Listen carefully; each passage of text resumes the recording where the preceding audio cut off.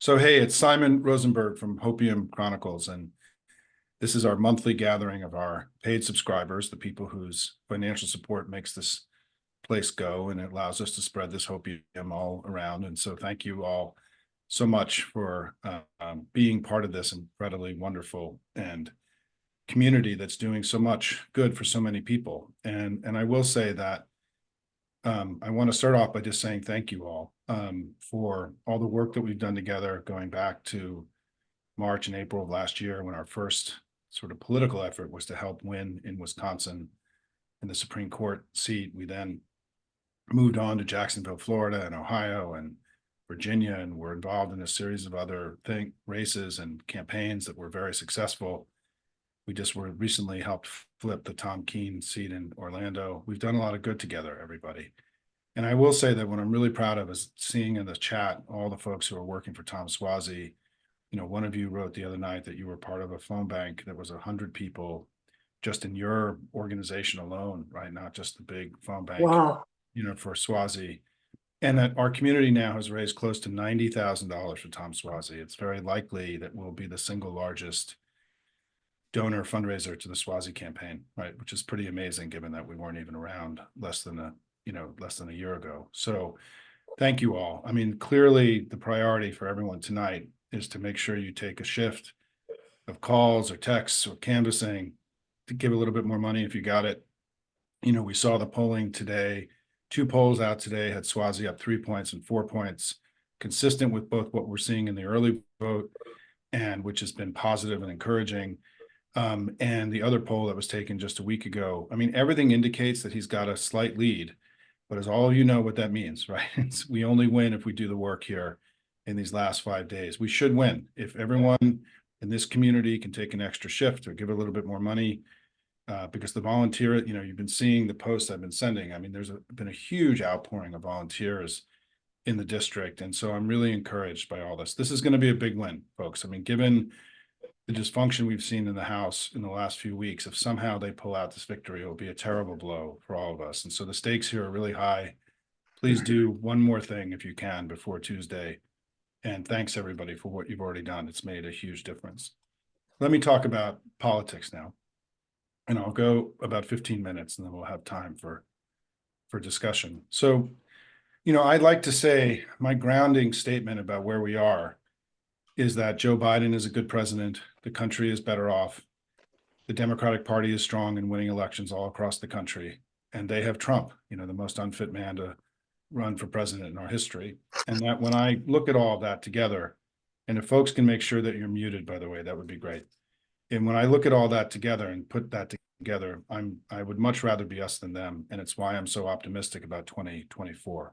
So let's go down and through those statements and break it down a little bit more. First, Joe Biden's been a good president. I mean, I think the evidence on that is becoming more clear every day. We have the strongest recovery. In my view, Joe Biden's central promise to us in 2020 was that he was going to get us to the other side of COVID successfully. And he's done that. We have the strongest economic recovery of any G7 country. Inflation here in the United States is lower than any other advanced country in the world. We have the best job market since the 1960s. We've seen inflation now has come down substantially and prices are falling of many things, mortgages, rents, many food items are now the prices are actually coming down, not just the rate of inflation is slowing. We've seen incredible real wage growth in the last few months in particular. We're seeing some of the strongest wage gains right now after inflation that workers have had in generations. We know the stock market is breaking records. The deficit is trillions less. I mean, I can go on and on and on. The economic track record, this fundamental promise that he was going to make things better. I mean, think about where we were in January 2021, right? We were in the midst of COVID, no vaccine. We were in a terrible recession. We were in the middle of insurrection and living as a resident of DC. We essentially had a military occupation of the Capitol for 50 days. Because you missed your graduation during your first appearance. I can ask you to please practice. Yeah. Mute yourselves. Your patients should be glad to know that. You've got the lead right now and control of the board, Alex. Let me see selection for us. All right, let's do simple Spanish 800. The answer there. It's the daily double already. Let me see if I can mute everybody. So, idea, Alex. How much do you want to wager? Do 2,000. Here's your clue in simple Morton Spanish. Kaplan, can you In please Spanish, mute? it means Yeah, loud. please. Hey, In folks. music, it describes some female parts in choruses. Was alto? Alto is correct, yes. Hello, You got Morton? $2,000. Hi, Morton. Can you, there. Or can you, everyone please mute themselves? Thank you. Well done, whoever caught that. Thank you. Next is that, so I think on the fundamental promise that Joe Biden made to all of us, that he was going to get us to the other side of COVID successfully, he has. And as I was saying, you know, think about where we were in January 2021. I mean, we've come so far. I mean, we've gotten to the other side of COVID. We are now, you know, in a place where we are, you know, where you're seeing not just a recovery, but we're seeing the Biden expansion happen. We're living in one of the strongest economies that America has seen since World War II right now. And it's exciting, and I'm really proud of what the president's been able to do. We can get more into his track record during the discussion. Second is Democratic Party winning elections all across the country. It's my view that since Dobbs, that something broke inside the Republican Party with Dobbs. And I think more and more the evidence is that their party, which was already teetering, which had already lost in the elections in 2018 and 2020, that, you know, that something broke and that they've struggled again and again in election after election. We've continued to overperform. They've continued to struggle. And if you remember in 2018, the first election post this terrible election in 2016, we won the midterm elections by 8.5 points, a huge margin of victory, one of the largest in modern times in a midterm election. And then we flipped the presidency and the Senate in 2020. So we had two terrific elections in 2018 and 2020, thanks to all of the work that all of us here do. But then something amazing happened, that when you're the party in power in American politics, in the midterm elections and the off-year elections, you lose ground. It's happened in virtually every presidency in the modern era, and it hasn't happened in this one. We've actually gained ground in both 2022 and 2023. This is historically anomalous, and it's really an extraordinary achievement, one that is, to me, the most important electoral data that we have out there about the current state of strength of the two parties. In 2022, all of you will remember that there were two elections, as I argue, in 2022. There was a bluer election inside the battleground, a redder election outside the battleground. Inside the battleground, we actually gained ground over 2020 in Arizona, Colorado, Georgia, Minnesota, Michigan, New Hampshire, and Pennsylvania. We got to 59% in Colorado, 57% in Pennsylvania, 55% in Michigan, 54% in New Hampshire. Those would be extraordinary results in a good year. And this was a year of high inflation, low Biden approval. It was an extraordinary set of achievements for us in 2022. And we picked up a Senate seat. We picked up state legislative chambers. We picked up governorships, right? We gained ground over 2020. We didn't lose ground. The red wave never came.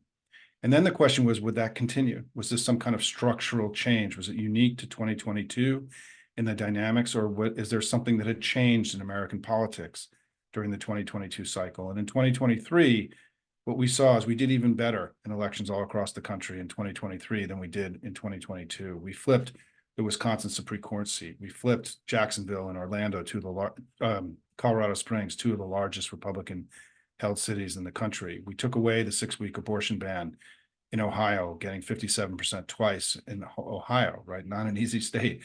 We flipped the state house in Virginia, and we took away this fantasy Republicans had that the 15-week abortion ban was going to be their salvation in this election. And just within the last few weeks, we saw Virginia, because of our work together, elected the first Black speaker in the home of the former Confederacy, a remarkable achievement. 2023 was a year of growth and expansion for us. We took lots of stuff away from them. It was a blue wave that really washed over the country in 2023. And so the question now that we all have is that, would this basic dynamic that we've seen post-Dobbs play out in 2024? And it has. We took away the Orlando seat with Tom Keene a few weeks ago. We're going to take away New York 3 next week, you know, based on what we're seeing today. Optimism, right? But we've got to do the work. And their struggle has manifested. You've seen it.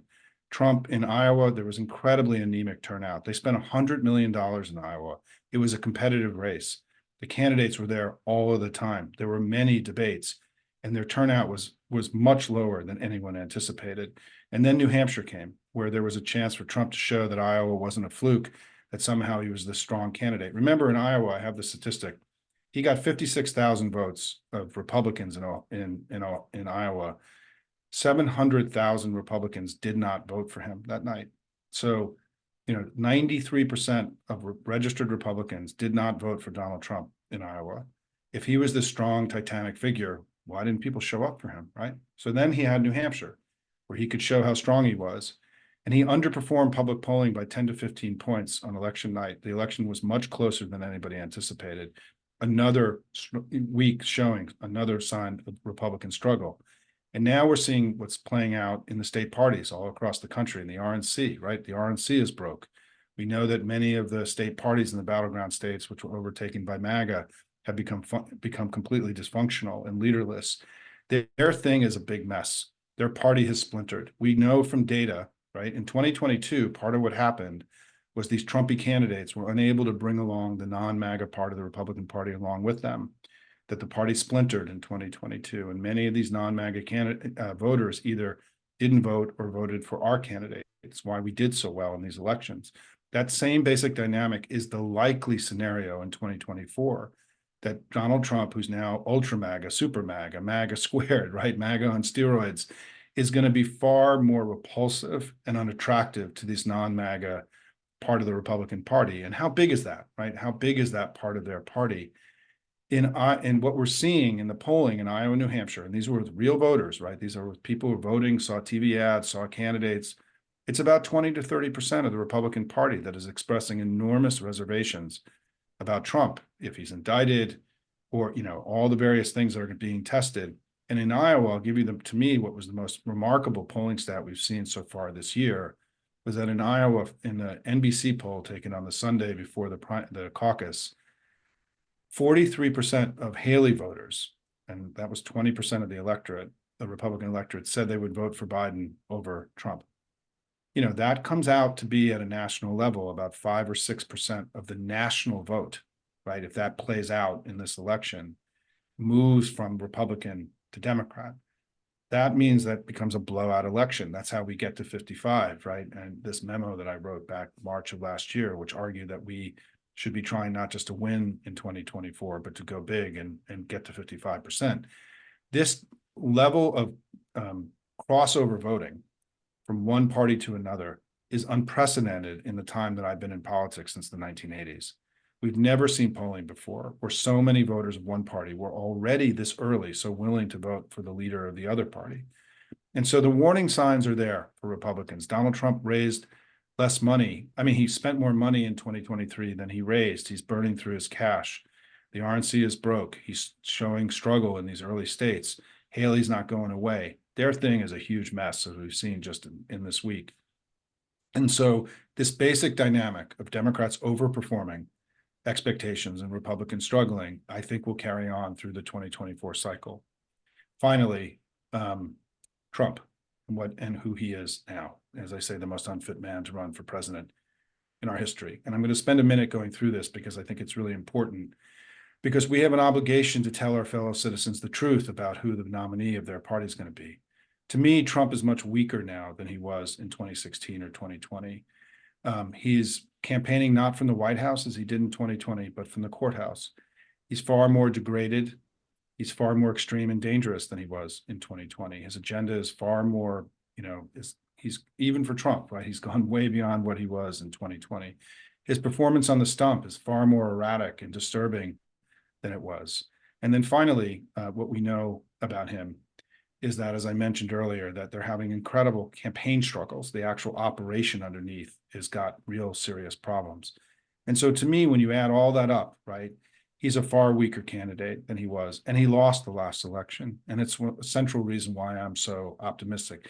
This Trump is far weaker than the Trump that we've seen before, and far more, there's much more a higher likelihood that there's going to be some kind of significant abandonment of him by the non-MAGA Republicans in the Republican Party. But then the most important part I want to get at here is about the other information that we're going to be able to share with voters that they didn't have in 2020. And I think this is really important. So there are 6 things in my mind that we're going to be able to share with voters together that people didn't know about Donald Trump in 2020. First, that he's a verified rapist. That was decided by a jury of his peers, not by me or by anyone here, but by a jury in New York. We know that he's committed one of the largest financial frauds in American history. And the judgment against him, which could come down any day, is going to be potentially in the hundreds of millions. We know that he led an insurrection against the United States, a party-wide insurrection against the United States, and that he's promised to finish the job if he's and end American democracy for all time if he's elected this time. Fourth, we know that he stole America's secrets, lied to the FBI about it, and we know that he shared those secrets with other people illegally, and he's on trial for that now. Fifth, we know that his family has taken more money from foreign governments than any family in American history, and he's exhibiting the most corrupt behavior of any politician in American history. Sixth, we know he's singularly responsible for ending Roe. And so when you add up those 6 things, which are all new information, information that voters didn't have about him in 2020, I just don't know how he can overcome all of that. I've been in this business a long time. I've been involved in elections going all the way back to the 1980s. And the negatives that Trump is bringing, the risk the Republicans are taking by nominating this guy is historic. It's extraordinary. I still can't really believe it's happening. He's the most damaged, degraded, diminished candidate. I mean, far diminished than he was in 2016. So when I put all that together, right, Biden's been a good president, the country's better off, Democratic Party is strong and winning elections, and they got Trump, it makes me fundamentally optimistic about where we're going together in 2024. But let me make one final point about us, and let me just get a glass of water. I just want to mention for a minute about really, to me, why we're all here. And we all know that we're here because we're proud patriots who love our country and who are doing everything we can to prevent our democracy and our freedoms to slip away.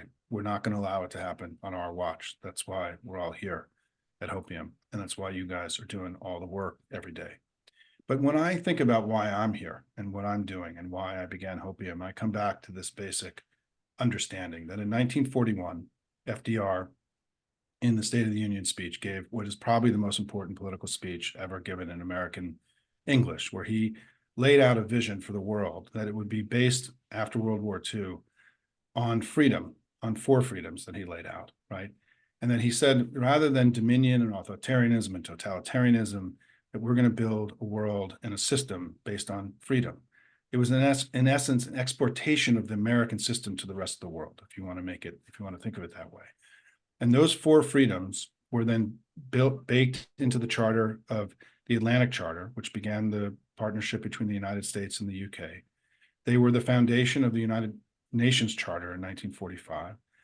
They were the foundation of the Universal Declaration of Human Rights in 1948. And those 4 freedoms became the foundation of what the modern world was built on top of. Freedom, not dominion, right? And that world then that was built on top of that.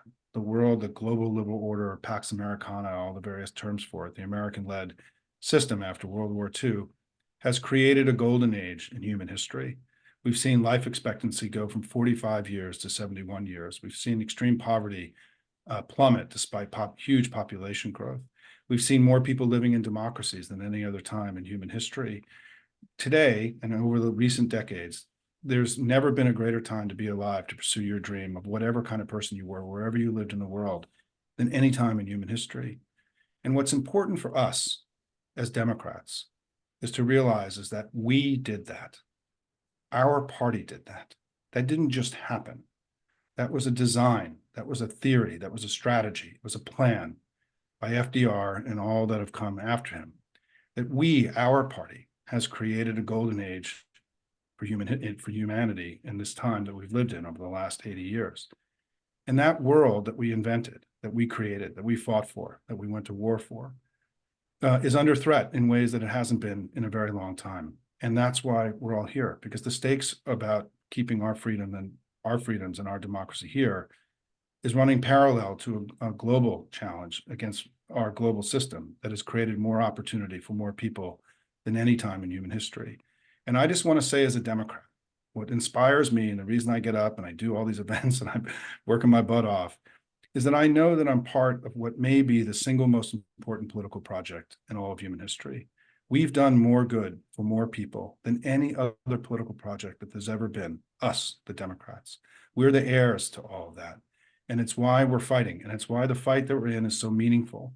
Because if we lose against Trump and if MAGA prevails, it's not just that our freedoms and our democracy will slip away, but they'll slip away for the people of the rest of the world as well.